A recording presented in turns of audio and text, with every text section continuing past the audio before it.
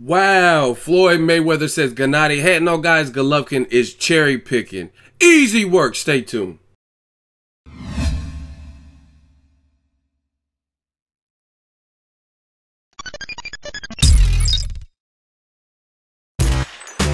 Boxing Ego here. If you like this video, make sure you hit the like button and also subscribe to the channel and hit the bell icon on the top of your screen to get notified when the latest new content drops.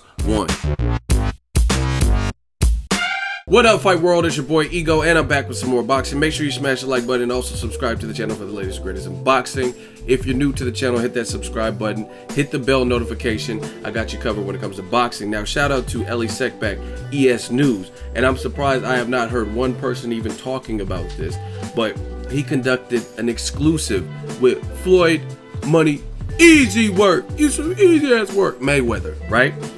And Floyd was going off. He had a lot to say regarding Gennady Golovkin. Ellie's link, ESNEWS link, is in the description. Check out the video. Make sure you thumb it up and all that good stuff. Now, what Floyd Mayweather was saying is he believes Gennady Golovkin is the cherry picker, right? He says he's a cherry picker because if you look through history, Sugar Ray Leonard, Roberto Duran, Julio Cesar Chavez, myself, all these guys at some point, like, you know what I mean, early in their careers or at some point in their careers, they moved up. They moved up in different divisions. And he says, this is a direct quote, we have yet to see Gennady Golovkin move up in weight classes. So when it's all said and done, I really think it's Triple G cherry picking. I think he never called out Andre Ward. He's ducking and dodging Andre Ward. That's a name he'd never call out. So I think he should move up to 168 and then move up to light heavyweight and let's see what he can do. Right? So that's what Floyd was saying, and I want to give my thoughts. At the end of the day, I don't know what it is, but Golovkin is a very good fighter. He's a good fighter. We're gonna see how good when he fights Canelo, who's since the Mayweather loss steadily improving. We know Canelo is evolved, if you will. So that's a great fight. I'm looking forward to September 16th. Golovkin has power. He has a good jab. Floyd Mayweather has said in the past that he doesn't believe Gennady Golovkin has that extra oomph, so to speak. He has no, as Floyd says it, no special effects, right? Now, despite all that, that's just a matter of opinion on what you like. I mean, I, from a fight fan perspective, understand what Floyd's talking about, but Golovkin, the competition he's faced, his style is still hard to deal with. And it was funny because HBO was promoting Roman Chocolatito Gonzalez and saying he was #1 pound for pound. I don't believe that. And I don't believe Golovkin is #1 pound for pound either. However, I do believe that Golovkin, what he does well and his style is harder to beat, a style harder to beat. And I've said this for a while, than Roman Chocolatito's style, because Roman moved up 3 pounds and he just took a loss. And he had a very tough fight with Carlos Cuadras. And some people thought he didn't even win that, but they gave it to him on the judges' scorecards, and he lifted that WBC belt. Then his first title defense, he loses. Golovkin, however, is a good fighter. He has a very good jab. He knows who he could do what with, and that's apparent because every single time he fights an immense puncher, Daniel Jacobs, the Miracle Man, David Lemieux, he fights a different style fight. There's no, hey, no Mexican style. It's none of that because he works behind the jab and he lets them get off shots and kind of blocks and covers up. So Golovkin's well schooled, 350 so fights in the amateurs, and he's 35 years old. I will say this, and I don't care who's mad. You guys can get mad in the comment section, but the thing with boxing, we got to get it back to a realistic point of view. And when someone brings up a point, like argue the point, disprove what they're saying. And what Floyd is saying is true. Golovkin's 35. He fought at middleweight when he was an amateur, and then as a pro he's fought as a middleweight, and we have yet to see him move up. And the thing that makes it a bit worse is his team, Abel Sanchez. They've made statements to the effect of, we'll whoop anybody from 154 to 168. Abel Sanchez has even went on record saying Adonis Stevenson, Andre Ward, Sergey Kovalev would lose to Golovkin at 175.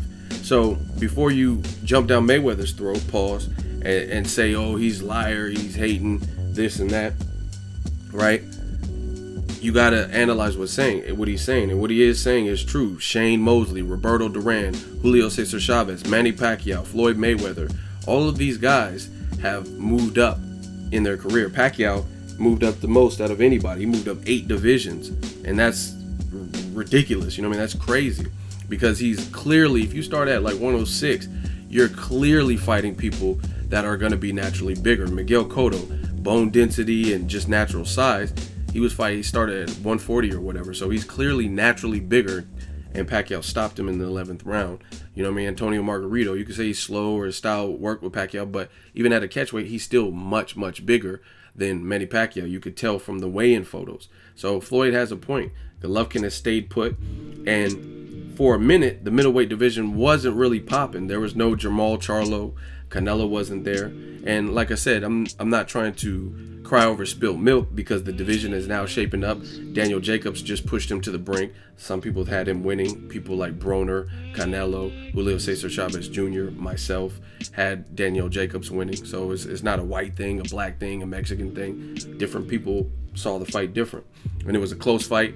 And Team Golovkin admits that it was Golovkin's toughest challenge to this date. Now they're saying Canelo, they expect that to be one of his toughest fights. So, I mean, Floyd brings up a very valid point of moving up. Everybody, all the legends, Sugar Ray Leonard's and everybody he mentioned, and then some, they have moved up. I mean, my favorite fighter, Roy Jones Jr., moved up. And you can't say nothing about the heavyweights, because there's nowhere else to go. You know what I mean? That's the highest, that's the cap. You know what I mean? That's the salary cap. So, of course, a heavyweight can't move up to sumo wrestler, you know what I'm saying? But the other divisions, like I said, my favorite fighter, Roy Jones, he moved all the way up from 2 heavyweight, and he started out much smaller, right?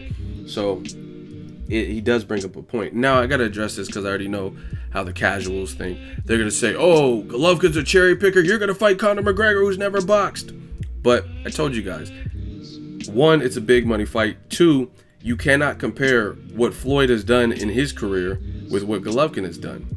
I mean, Golovkin's own team said his last 2 fights were his toughest challenge. One being a welterweight that just got stopped again by Errol Spence Jr., right?